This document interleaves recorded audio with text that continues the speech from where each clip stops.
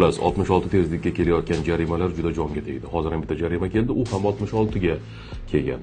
Eng qizig'i men u radarni yoddan bilaman. 66 tugul u radarning tagidan 56 ham o'tmayman, 49 o'taman. Yana bir odamni asabini buzadigan narsa, inspektor janoblari bilan bir gaplashib qo'yaylik deb telefon qilamiz. Ushbu qarorga e'tirozingiz bo'lsa degandek 3 ta raqam qo'yib qo'yadi-yu, hech qachon u raqam ishlamagan. Kunduzi qilsangiz ham band, kechasi qilsangiz ham band, tushdan keyin 3 ta qilsangiz ham band. Bu birinchi masala. Ikkinchi masala, men oldingi kontentlarimda ham qo'yganman, isboti bilan qo'yganman. 60 o'tgan joyda 66 bilan qaror kelyapti do'stlarimizga. Isboti bilan turibdi, o'sha mashinani maxsus nimasida yozilgan, 60 o'tilgan, 59 o'tilgan, 66 bilan tekshirish kerak radarlarni. Qaytadan tekshirish kerak.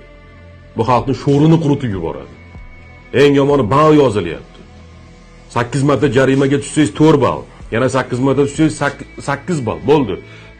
Necha yuzdan ortiq odam haydovchilik guvohnomasidan mahrum bo'lyapti. Bu nima maynavozchilikmi? Bu nima? Men misol uchun 66 dan o'tganimga ishonmayman shu joyda. Nima maynavozchilik bu?